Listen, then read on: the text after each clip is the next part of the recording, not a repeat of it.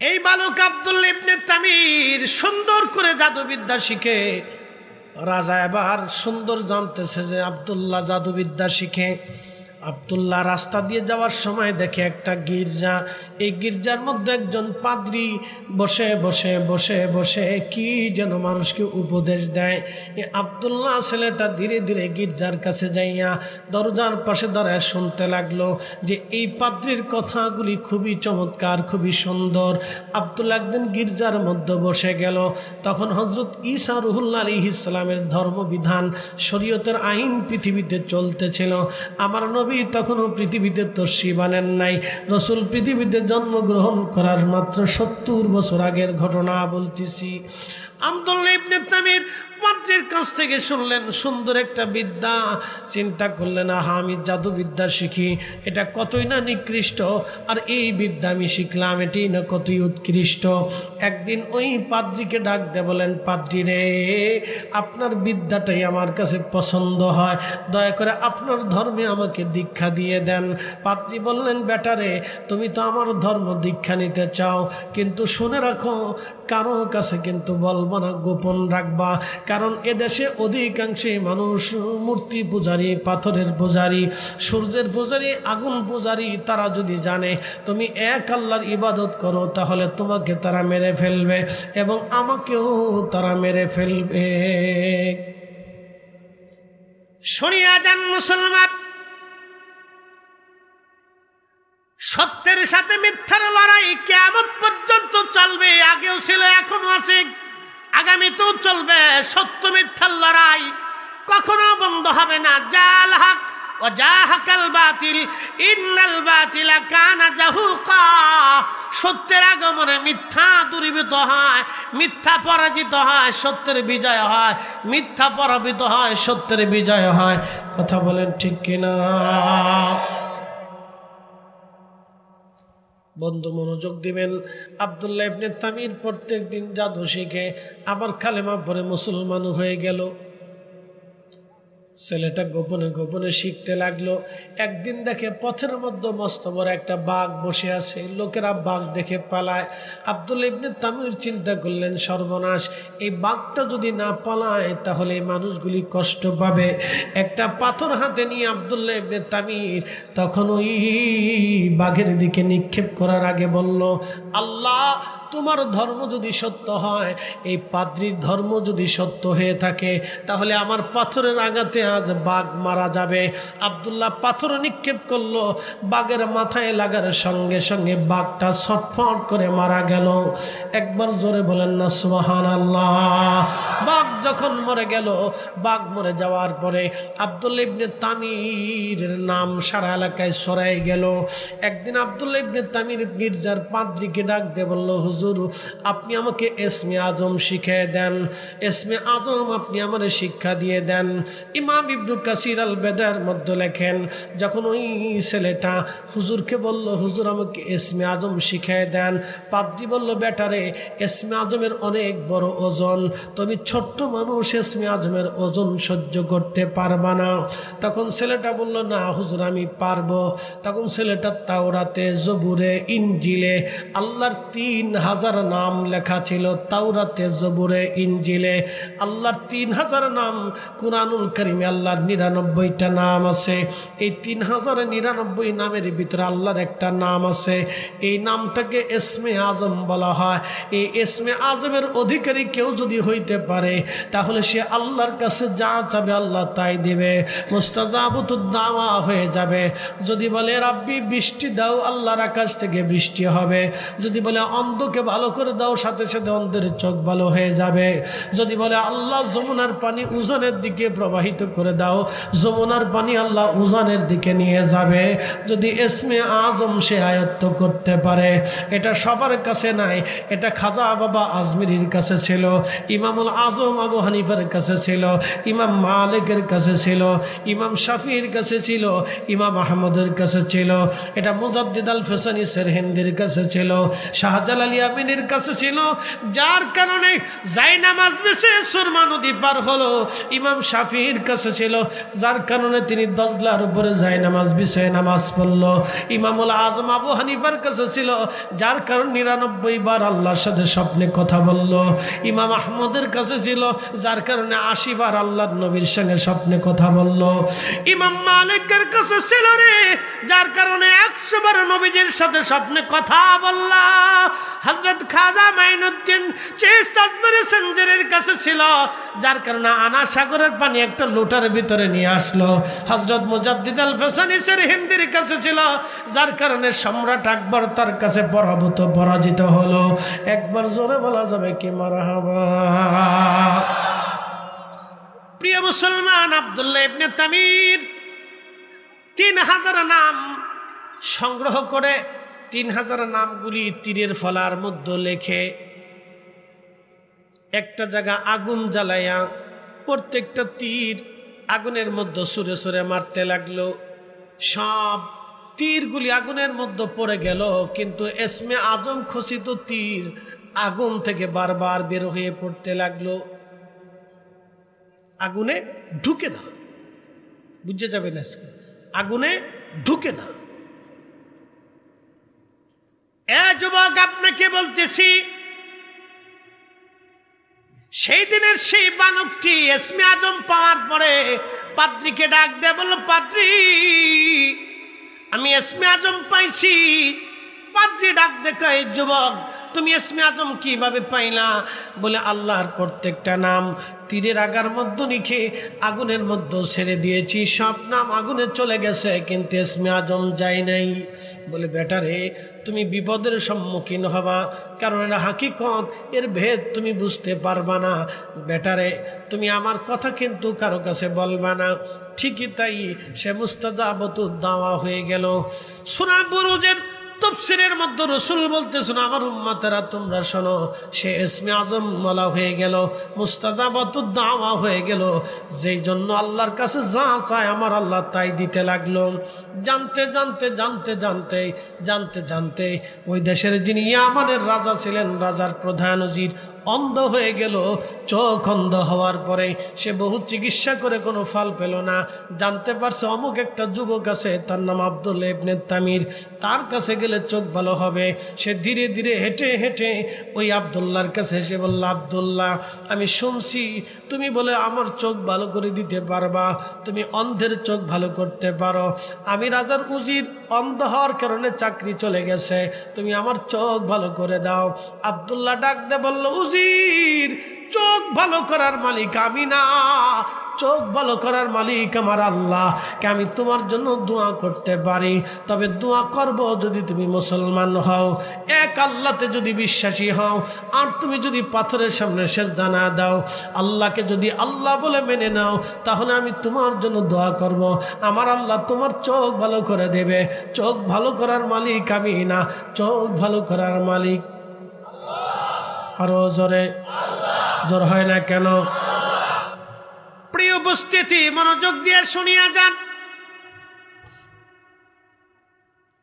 আব্দুল্লাহ ইবনে Tamir নাক দেখাই, এরে উজির, ভালো করার মালিক আমি না, ভালো করার মালিক আমার আল্লাহ, আল্লাহ, আল্লাহ। তুমি যদি মুসলমান হও তো আমি দোয়া করব। উজির বলল, হ্যাঁ আমি মুসলমান হয়ে যাব। দোয়া করলেন, সাথে সাথে উজিরের চোখ ভালো হয়ে গেল।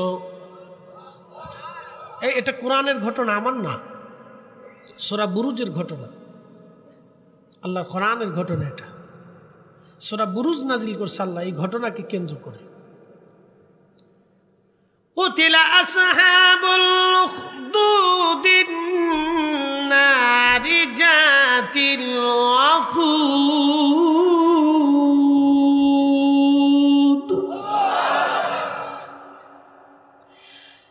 ইদহুম আলাইহা কুউদু ওয়া হুম আলা মা ইয়াফআলুনা বিল মুমিনিনা শুহুদ।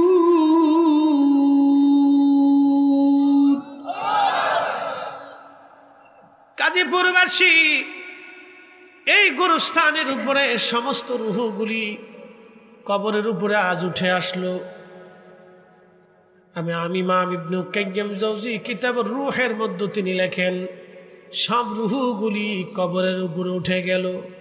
মা কবর থেকে কাঁদে আর বলে, সন্তান রে, কবরের জেলখানায় বন্দি আস, তোমার জন্য কত ওয়াক্ত নামাজ ছেড়ে দিয়েছি। আপনি দেখবেন কারো স্ত্রী যদি থাকে, সন্তান হওয়ার পরে ওই মহিলাটা অন্তত 2 থেকে 3 বছর ঠিক মতো নামাজ পড়তে পারে না। কারণ ছেলেটা বারবার পেশাব করে, মেয়েটা বারবার পেশাব করে, একই রাতে 10টা বারো পেশাব করে, সারাদিন পেশাব করে, পায়খানা করে।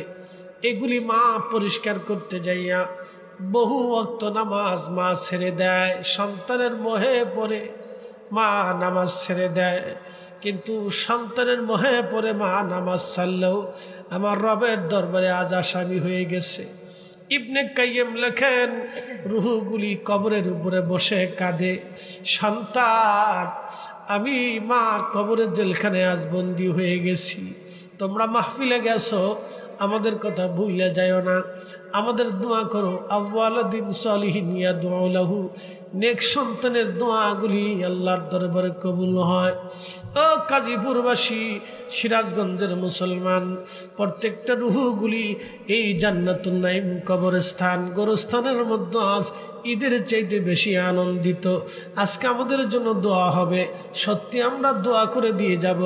হতভাগা ওই সন্তান বাবা মার জন্য দোয়া না করে চলে গেল, দোয়া না করে চলে গেল, দোয়া না করে চলে গেল। হযরত সাইয়েদনা উসমান জিন্নুরাইন কবরের পাশে দাঁড়ায় দাঁড়ায় কাঁদতেন। সাহাবীরা বলতো, ওগো খলিফাতুল মুসলিমিন, আল্লাহর নবী 2 নূর কন্যাকে আপনার সাথে শাদী দিয়েছেন। রাসূল আপনাকে এতই ভালোবাসতেন, বিশ্বাস করতেন, আপনার ভদ্রতা, আশ্রয় এবং স্থানীয়তা, দানশীলতা, আপনার মোহাব্বত দেখে আমার রাসূল আপনার সঙ্গে আত্মীয়তা করলেন। 2টা মেয়ে সন্তান আপনার সাথে বিয়ে দিলেন। রাসূল বলতেন, আমার আরো কন্যা সন্তান থাকলে আমি উসমানের সাথে আরো সন্তান শাদী দিয়ে দিতাম। আপনাকে রাসূল এত ভালোবাসতেন, তারপরেও কবর দেখে কেন আপনি কাঁদেন? উসমান গনি দেখে বলতেন, সাহাবীরা রে, আমি আমার মাসুক নবীর পবিত্র জবান থেকে শুনছি, এই কবর হলো প্রথম ঘাঁটি। এই কবরে প্রশ্নের জবাব যদি কেউ দিতে পারে, বাকি মঞ্জিলগুলি তার জন্য সহজ। এই কবরের প্রশ্নের জবাব দিতে না পারলে বাকি মঞ্জিলগুলি তার জন্য কঠিন হয়ে যাবে। আমি উসমান কান্দি, এই কবরের সওয়াল জবাব যদি আমি দিতে না পারি, আমি উসমানের জন্য বড় কঠিন হয়ে যাবে, বড় কঠিন, বড় কঠিন। যুবক আল্লাহর বান্দা, বাবা মা কবর দেশে ঘুমায় গেল, আমি আমার জন্য দোয়া চাই নাই, কমিটির জন্য আপনাদের কাছে দোয়া চাই নাই। ওই বাবা মার জন্য একটু বসে দোয়া করে চলে যাবেন, কারণ কবরে না গেলে বুঝবেন না দোয়া কি জিনিস, কবরে না গেলে বুঝবেন না দোয়া কি জিনিস। একদিন মাটির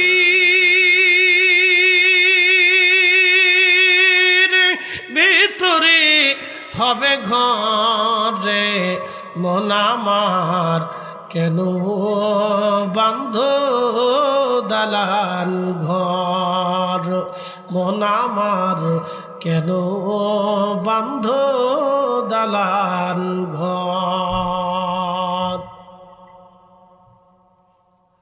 কোরআন শরীফ থেকে বলতেছি, আব্দুল্লাহ ইবনে তামির রাহিমাহুল্লাহ, তিনি যখন ওই উজির চোখ ভালো হয়ে গেল, উজির চলে গেল রাজ দরবারে। রাজা বলল, উজির তোমার চোখ কেমনে ভালো হলো?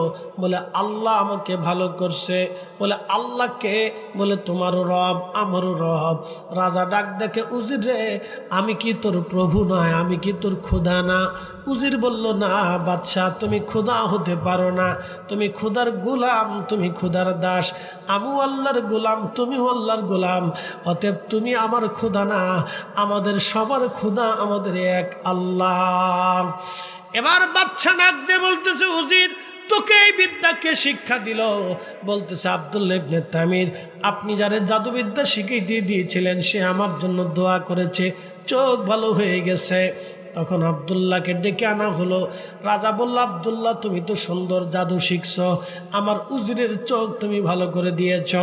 আব্দুল্লাহ ডাক দে বলতেছে, বাচ্চা চোখ ভালো করার মালিক আমি না, চোখ ভালো করার মালিক আমার আল্লাহ। আল্লাহ আল্লাহ, আমি চোখ ভালো করি নাই, আমার আল্লাহ চোখ ভালো করেছে। বলে আব্দুল্লাহ আল্লাহ আবার কে? বলে তোমার রব আমার রব। আব্দুল্লাহ রে, তুই কি এই বিদ্যা কোথার থেকে শিখেছিস? বলে অমুক পাদ্রির কাছ থেকে শিখেছি। বাচ্চা ওই পাদ্রিকে ধরে নিয়ে আসছে, পাদ্রিকে ধরে এনে বলল, পাদ্রি তুই কি বিদ্যা সারবি, ধর্ম সারবি? পাদ্রি বলল, বাচ্চা না, জীবন চলে গেলেও ধর্ম সারব না, এই ঈমান সারা যাবে না, কারণ বেঈমান হয়ে কবরে গেলে সর্বনাশ হয়ে যাবে।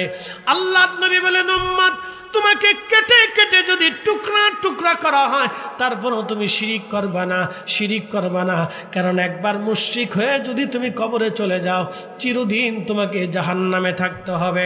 আর মুসলমান হয়ে যদি কবরে যাও তাহলে একদিন না একদিন জান্নাতে আল্লাহ তোমাকে নেবেই। একবার জোরে বলা যাবে কি মারহাবা।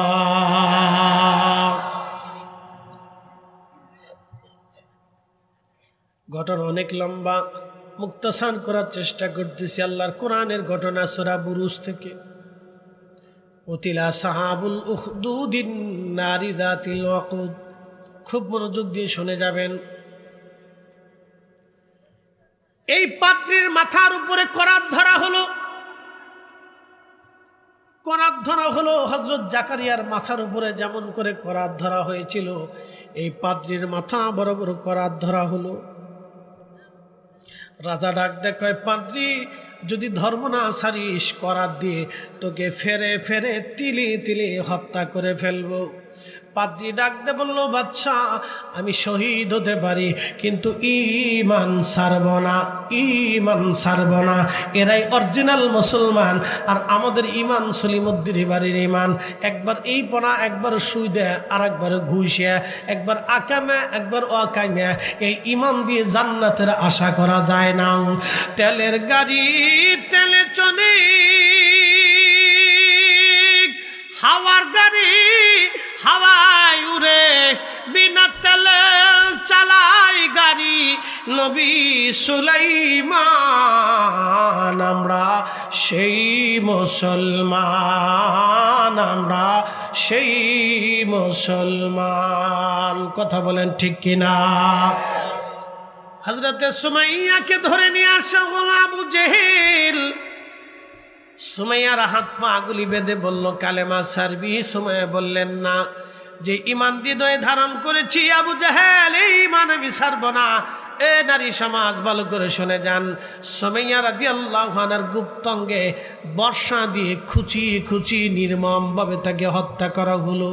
সুমাইয়াকে যখন বর্ষা দিয়ে খুঁচি খুঁচি মারা হচ্ছিল, সুমাইয়ার চিৎকারে গগন বিদারী আওয়াজে সেই দিন আকাশ পাতাল ভারী হয়েছিল, কিন্তু কোনো মানুষের হৃদয় সেই দিন নরম হয় নাই। আহা, সুমাইয়াকে বাঁচানোর জন্য কেউ আসে নাই। সুমাইয়া একটা কথাই বলছিল, ইয়া রাব্বি, আমি যেই কালেমা গ্রহণ করেছি আমার হৃদয় থেকে এই কালেমা তুলে নিও না। সুমাইয়া ওইভাবে কাঁদতে কাঁদতে চিৎকার করতে করতে একসময় চিৎকার তার স্তব্ধ হয়ে গেল। তিনি শাহাদাত বরণ করলেন। কালেমার জন্য একজন নারী সবার আগে শহীদ হয়ে গেলেন। আর আমার দেশের নারী সমাজ এখন ফুসকা হাউস, চটপটি হাউস দিয়ে ঘুরিয়ে বেড়ায়। হ্যাঁ ঠিক আসতে কোন কে জোরে বলেন। আব্দুল্লাহ ইবনে তামিরকে বলা হলো, তুমি কি কালেমা সারবা? বলে না। রাজা বলল, শুলের মধ্যে চড়াইয়া তার বুক লক্ষ্য করে তীর মেরে মেরে হত্যা করো। শুলের মধ্যে চড়াইয়া তার বুক লক্ষ্য করে তীর মারা হলো। ইসমে আজমের অধিকারী হওয়ার কারণে সমস্ত তীরগুলি তার বুকের সামনে থেকে জমিনের মধ্যে পড়ে গেল। একসাথে বলবেন আল্লাহু আকবার। মুসলমান মুসলমান, আমার রসুল দুনিয়াতে আসার মাত্র 70 বছর আগের ঘটনা। 50 বছর আগে হলো আবরাহার ঘটনা। সাহাবুল ফিল তার 20 বছর আগে হলো আসহাবুল উখদুদ। জানি রাত বেশি হওয়ার কারণে আপনাদের তন্দ্রা লাগতেছে। কেবল তো রাত প্রায় 12:30। এর আগে আমি রাত 3টা-4টার সময় ওয়াজ করি, 3টা-4টার সময় ওয়াজ করি, 3টা-4টার সময় ওয়াজ করি। একটু আবেদন নিবেদন আছে, এটা একবারে শেষ পর্যায়ে চলে আসছি। অবশ্যই দুয়ার আগে হবে, কিছু সময় আল্লাহর জিকির তো দরকার। আমি ভাত খাই আসছি ওয়াজে আসার আগে। এই ভাত হলো আমার শরীরের খোরাক, দেহের খোরাক, আর আল্লাহর জিকির হলো রুহের খোরাক। আমরা শরীর তাজা করি কিন্তু রুহু তাজা করি না। আমরা শরীর তাজা করি, রুহু তাজা করি না। আমরা পুষ্টিকর খাবার খাই আর শরীর জিন্দা বানাই, কিন্তু রুহু জিন্দা বানাই না। রুহু জিন্দা করতে হলে নামাজে, রোজায়, জিকিরে, ফিকিরে, ইবাদতে, দুরুদে, তালিমে, তরবিয়তে, এই হালালে জিন্দিগিতে গঠন করে রুহু তাজা করতে হয়। অধিক পরিমাণে আল্লাহ জিকির করলে রুহু তাজা হয়। এই জন্য আল্লাহর ওলি যারা ছিলেন তারা দেহ মারিয়া রুহু জিন্দা করত, তারা দেহ মেরে রুহু জিন্দা করত। আর আমরা রুহু মেরে দেহ জিন্দা করি, যার কারণে দেহ পচে যায়, রুহু শেষ হয়ে যায়। আর ওলিরা রুহু জিন্দা করতো বিদায় দেহ পচত না, রুহু পচত না। একবার জোরে বলা যাবে কি মারহাবা। সূরা বুরুজ থেকে বলতেছি, শুনে যান কোরআনের ঘটনা। তারা কিভাবে তাদের দেহ পচে নাই, কেমনে দেখাইতেছি শুনে যান। আজকে একবারে পরিশুদ্ধ বাস্তব ঘটনার থেকে শোনাচ্ছি। আমরা দেহ জিন্দা করি, তারা রুহু জিন্দা করে গেছে। মনোযোগ দিয়ে। আব্দুল্লাহ ইবনে তামির, তার বুকের সামনে থেকে সমস্ত তীরগুলি পড়ে গেল, একটা তীরও ঢুকে না। ডাক ডাকে, রে আব্দুল্লাহ, তীর ঢুকলো না, কারণ কি? বলে, আমার আল্লাহ আমারে বাঁচাইছে। রাজা কয়, তোর আল্লাহ বাঁচাইছে, দেখতেছি তোর আল্লাহ কদ্দুর বাঁচায়। সৈন্যদেরকে বললেন, তাকে সমুদ্রের ভিতরে নিয়ে চলে যাও, সমুদ্রের গভীরে ফেলে দিয়ে আসো। আব্দুল্লাহ ইবনে তামিরকে ওমান সাগর, দুঃখিত ইয়ামান সাগরে নিয়ে যাওয়া হলো, আরব সাগরে। সাগরের মধ্যে নিয়ে যাওয়ার পরে ঝড় তুফানে রাজার সৈন্যরা মরে গেল, কিন্তু অলৌকিকভাবে আব্দুল্লাহ ইবনে তামির ফিরে আসলেন রাজ দরবারে। রাজা ডাক দেখে, আব্দুল্লাহ, তোমারে কে বাঁচাইলো? আব্দুল্লাহ বলেন, আমার রব, আমার আল্লাহ আমারে বাঁচাইছেন। একসাথে বলেন আল্লাহু আকবার। একটা কথা মনে রাখবেন, হায়াত শেষ না হওয়া পর্যন্ত আপনি মারা যাবেন।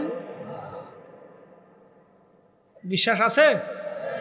আর হায়াত শেষ হয়ে গেলে পৃথিবীতে আপনাকে কেউ রাখতে পারবে। ক্লিয়ার? ইকিন রাখবেন আল্লাহর উপরে 100%। আপনি আল্লাহর সাথে যেইভাবে, আল্লাহকে যেইভাবে বিশ্বাস করবেন, আল্লাহ আপনার সাথে সেইভাবে ব্যবহার করবেন। যদি বলেন, হ্যাঁ আমার মালিক আমার জন্য রিজিক রেখে দিয়েছে, হ্যাঁ সত্যিই আপনার জন্য রিজিক রাখবে। যদি বিশ্বাস করেন আপনার মালিক, আপনার রব আপনার জন্য নিরাপত্তা রেখে দিয়েছে, তো ঠিকই আল্লাহ আপনার জন্য নিরাপত্তা রেখে দেবে। রাজা ডাক দিয়ে বলতেছে, আব্দুল্লাহকে আবার নিয়ে যাও পাহাড়ের উপর থেকে তোমরা ফেলে দাও, দেখি কোন খোদায় তাকে বাঁচায়। সৈন্যরা পাহাড়ে নিয়ে গেল, পাহাড়ের মধ্যে ভূমিকম্প হয়ে সৈন্যরা মারা গেল। আব্দুল্লাহ ইবনে তামির আল্লাহ তারে নিরাপত্তা দিয়ে আবার রাজ দরবারে ফেরত পাঠাইলেন। রাজা বলল, আব্দুল্লাহ, তোমারে কে বাঁচাইছে? বলে, আমার আল্লাহ আমারে বাঁচাইছে। বলে, আব্দুল্লাহ রে, তুমি কি মারা যাবা না? বলে, হ্যাঁ অবশ্যই আমি মারা যাব, কারণ মৃত্যু থেকে কেউ বাঁচতে পারবে না।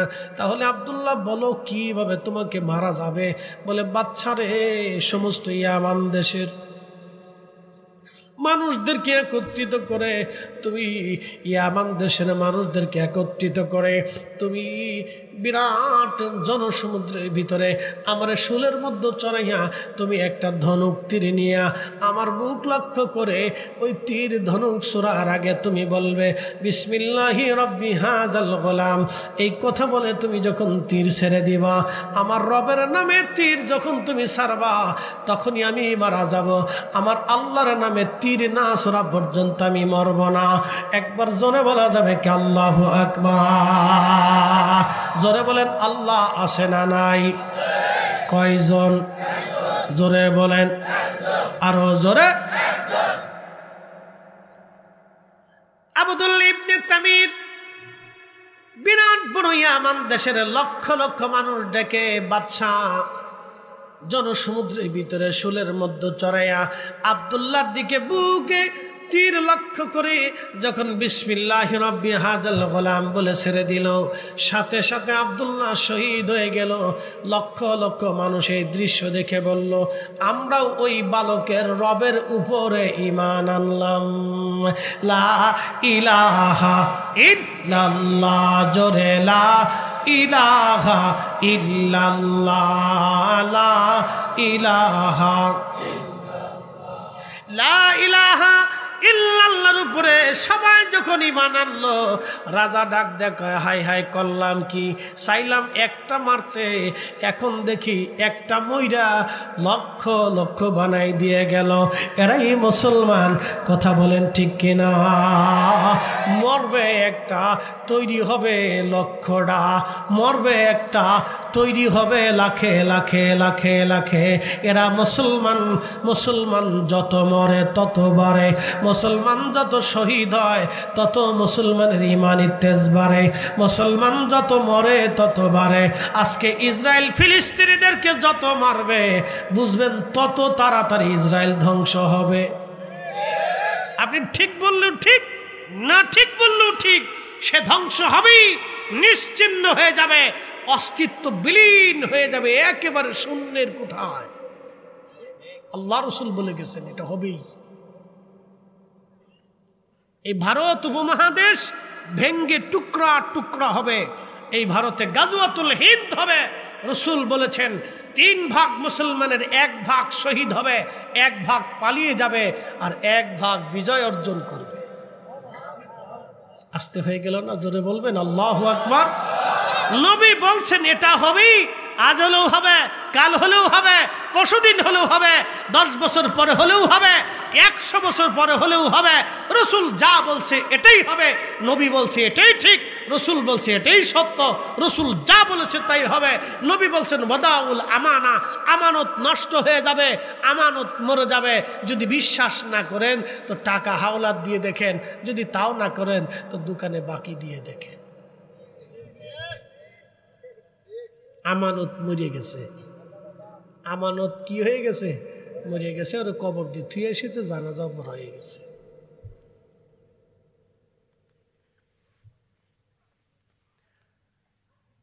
সালাভারাবাসী সিরাজগঞ্জের মুসলমান আব্দুল্লাহ ইবনে তামির শহীদ হয়ে যাওয়ার পরে লক্ষ লক্ষ মানুষ কালেমা পড়ল। রাজা বলল, হাই হাই হলোটা কি? এবার তাহলে পুরা ইয়ামান দেশের মরে মরে কোনায় কোনায় বড় বড় করে গর্ত খনন করো, আর এর মধ্যে আগুন জ্বালাও। যারা এই বালকের রবের উপরে ঈমান আনবে তাদেরকে আগুনের মধ্যে ফেলে দাও, আর আমাকে যারা খোদা মানবে তাদেরকে ছেড়ে দাও। কি মানে কঠিন পরীক্ষা! রাসূল আসার মাত্র 70 বছর আগে। এইভাবে বাজান একজন দুইজন না 20,000 ইমানদারদেরকে আগুনের মধ্যে ফেলে দেওয়া হলো। আল্লাহ বলেন কুতিলা আসহাবুল উখদুদিন নারি যাতিল ওয়াকুদ।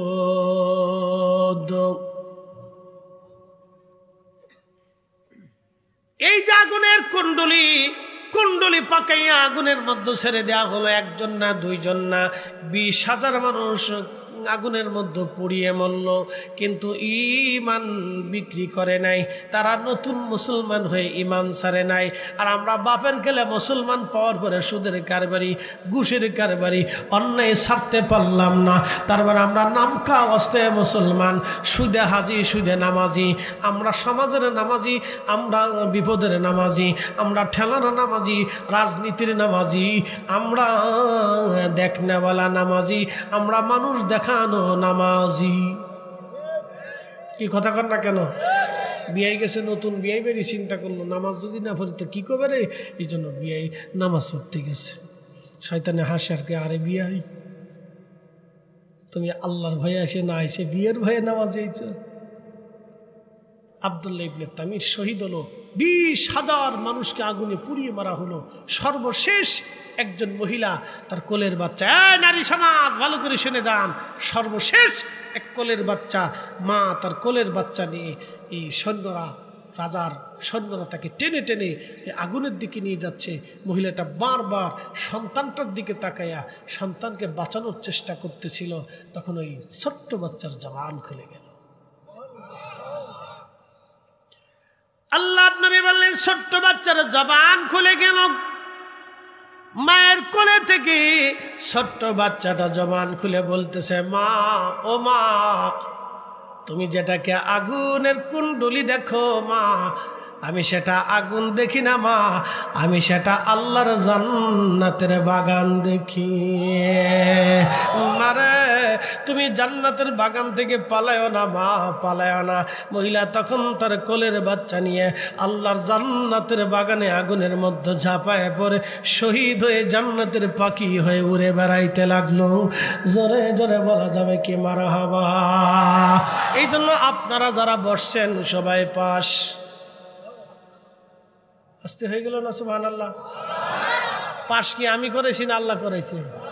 আপনি বসছেন, আল্লাহ করাই দিছে। বইবেন না, করাবে না। এখন আপনি বসছেন, আল্লাহ করাই দিছে। কারণ বেহেশতের বাগানে বসছেন, যদিও এটা খড়ের উপরে ঠান্ডা, নিচ দিয়ে ভিজে ভিজে যাচ্ছে, উপর দিয়ে কুয়াশা পড়তেছে, তারপরে গভীর রাত 12:30 পর্যন্ত আপনার স্তব্ধ হয়ে এক শক্তিশা নিয়ে বসে আছেন আল্লাহকে খুশি করার জন্যে। আল্লাহ এমনিতে ফাঁস করে দেখায়, ফেরেশতারা, তোর আমার বান্দা সৃষ্টি নিষেধ করছিলি, দেখ শীতের মধ্যে আমার বান্দা বসে রয়েছে, ক্ষুধা লাগছে, কাম আছে, ক্রোধ আছে, লোভ আছে, স্ত্রী আছে, সন্তান আছে, জমি আছে, জমা আছে, চাকরি বাকরি সব দিছি, পেট দিছি, ক্ষুধা দিছি, সব নেগেটিভ পজিটিভ দেওয়ার পর আমার বান্দা এই রাত গভীরে জিকিরের মজলিসে বসে আছে। তোরা বলছিলি আমার এই বান্দা সৃষ্টি করা যাবে না, ওরা খালি মারামারি, কাটাকাটি, অশান্তি, বিশৃঙ্খলা তৈরি করবে, রক্তপাত করবে। দেখ আমার বান্দারা আমার জিকিরে বসে গেছে। এই ফেরেশতারা, তোরা সাক্ষী থাক, আমার বান্দাদের জীবনের সব গুনাহ মাফ করে দিলাম। পাশ কি আমি করেছি না আল্লাহ করেছে?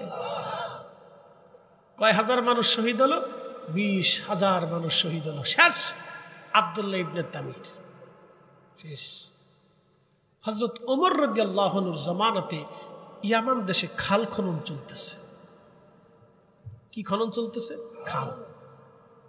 সাহাবীরা খাল খনন করতেছিল, তো ঠিক এমন সময় একটা লাশ খালের ভিতরে ভেসে উঠল।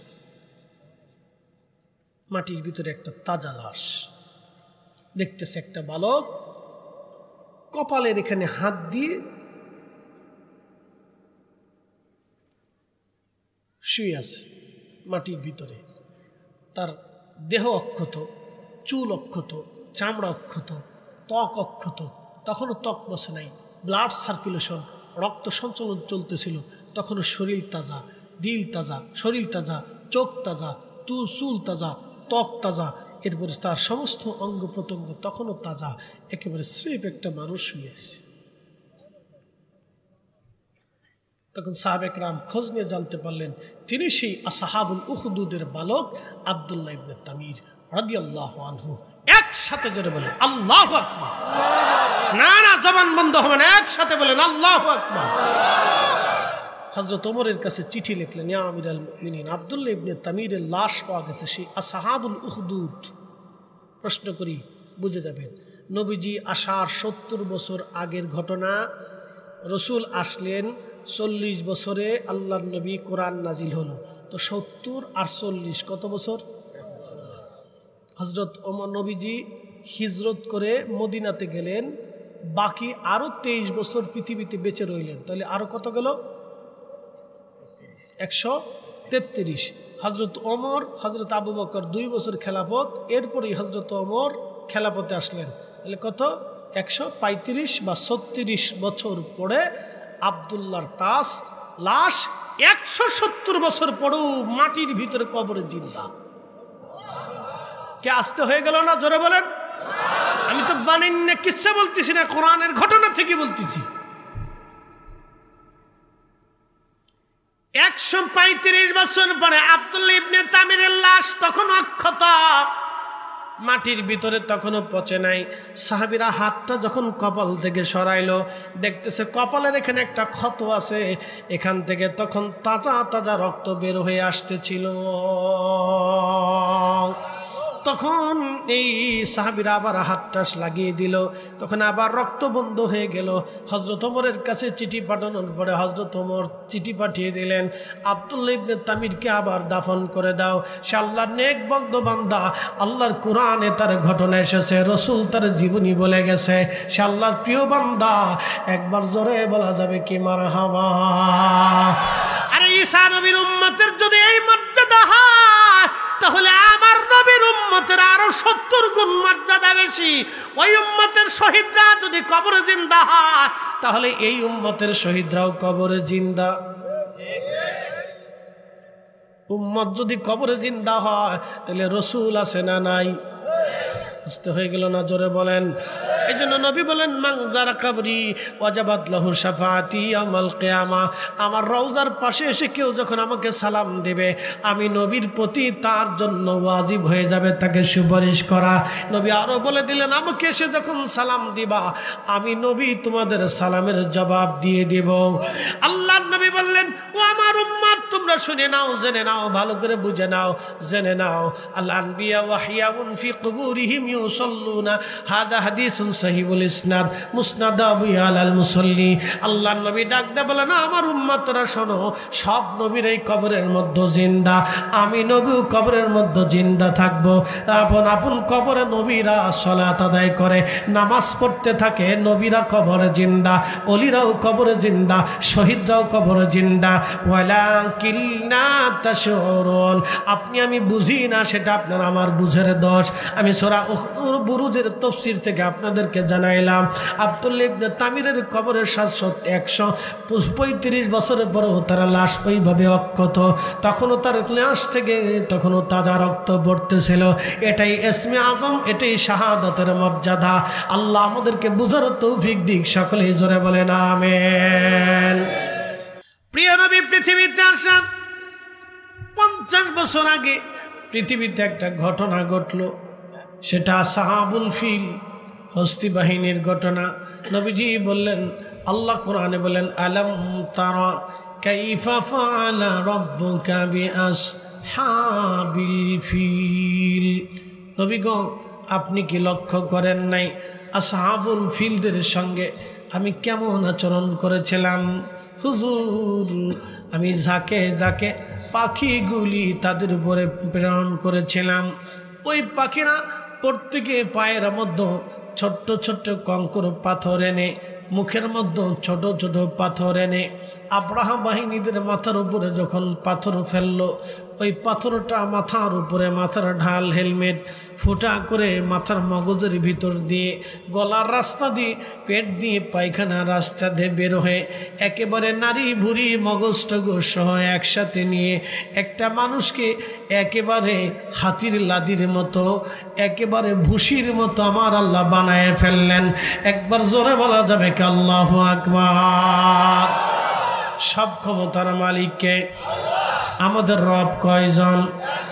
হিন্দু সনাতন ধর্মের যারা আছেন তাদের বিশ্বাস হলো বিদ্যার দেবতা আছে, পানির দেবতা আছে, বাতাসের দেবতা আছে, নিরাপত্তার দেবতা আছে, খাবারের দেবতা আছে, অক্সিজেনের দেবতা আছে, এরপরে আপনার কি বলে লক্ষ্মীর দেবতা আছে। এই জন্য তারা শিবের পূজা করে, গণেশের পূজা করে, কালীর পূজা করে, দুর্গার পূজা করে, গরুর পূজা করে, এইভাবে লোকনাথের পূজা করে, মনসার পূজা করে। এরকম বহু পূজা তারা করে থাকে। এক এক ভগবানকে এক এক রকম এক এক ধরনের পূজা অর্চনা দিয়ে থাকে। আমরা মুসলমানরা মনে করি বৃষ্টির জন্য আল্লাহ, পানির জন্য আল্লাহ, অক্সিজেনের জন্য আল্লাহ, সৃষ্টির জন্য আল্লাহ, আসমানের জন্য আল্লাহ, সূর্যের জন্য আল্লাহ, চাঁদের জন্য আল্লাহ, সব কিছুর জন্য একসাথে। বলেন কে? না না, হাত উঁচা করে বলেন কে? আরো জোরে বলেন কে?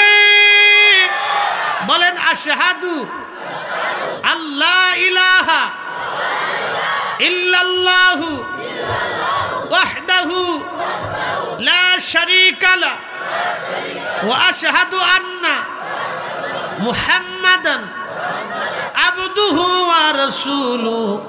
একবার জোরে বলেন মারহাবা।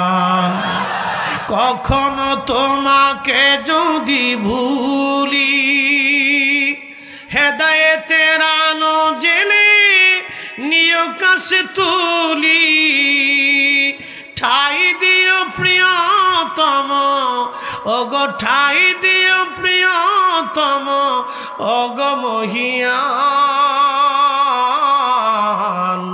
তুমি রহমান, তুমি মেহেরবান।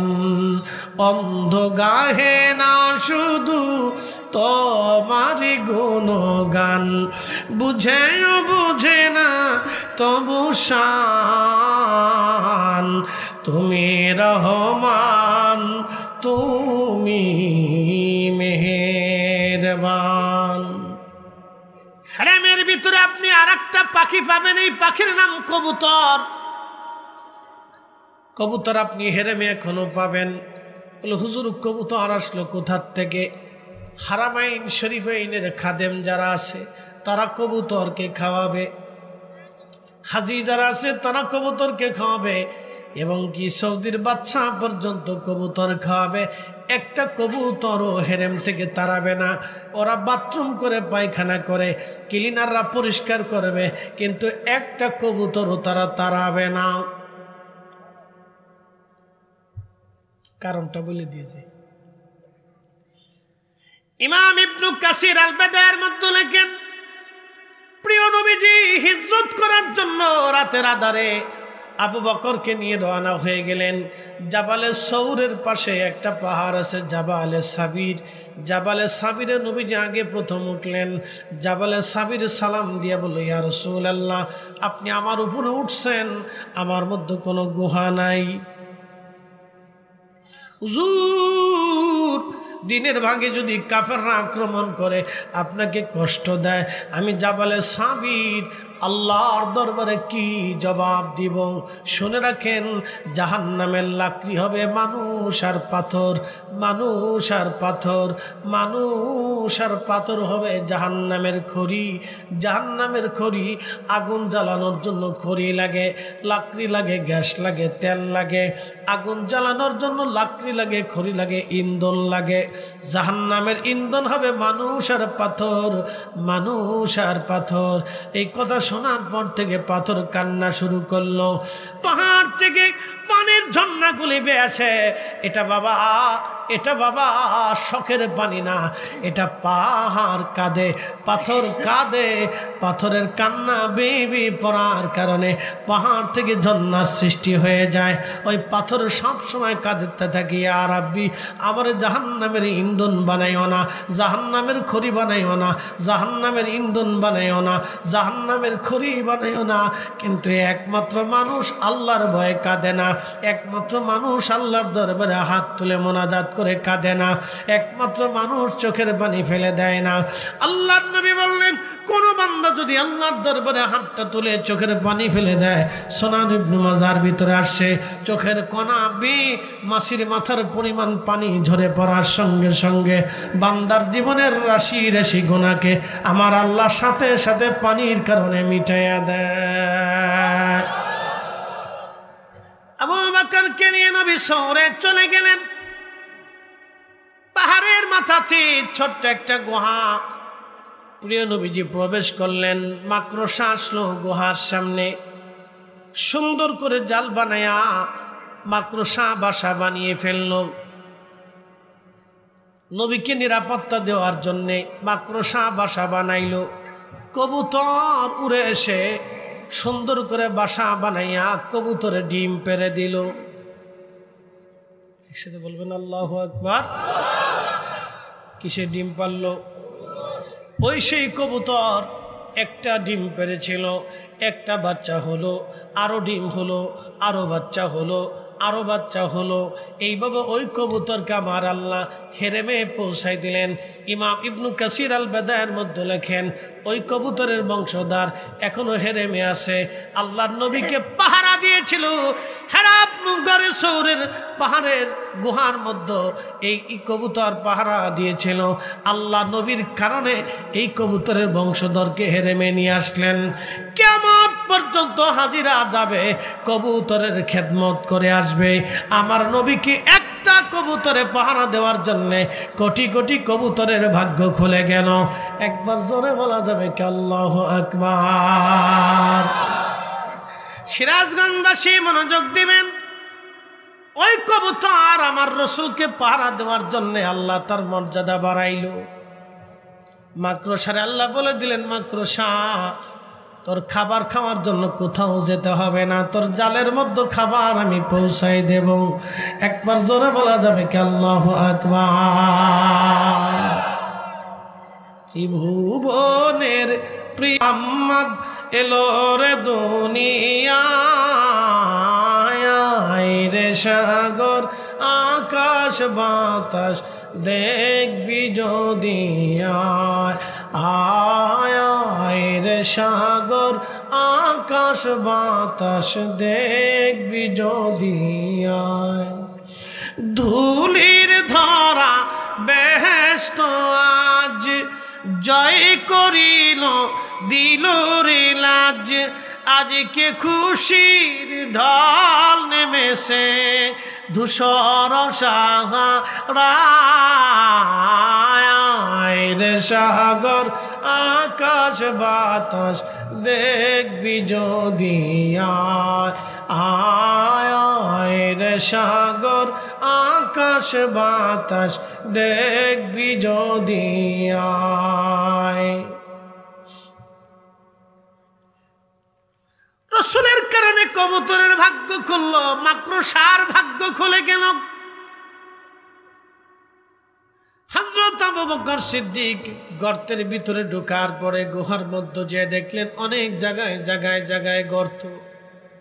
গায়ের চাদর ছিঁড়তে লাগলেন, চাদর ছিঁড়ে ছিঁড়ে ছিঁড়ে ছিঁড়ে চাদরগুলি নিয়ে গর্তের মুখের মধ্যে মুসরি মুসরিয়ে ভরে ভরে গর্ত বন্ধ করে দিলেন।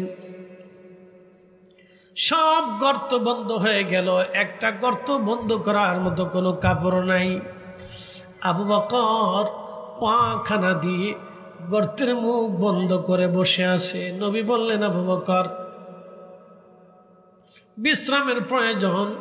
আবু বকর তোমার উরুর উপরে আমি মাথা রেখে একটু ঘুমাই। আবু বকর বলেন, হুজুর বিশ্রাম করেন আপনি উরুর উপরে। মাথা রেখে নবী ঘুমায়।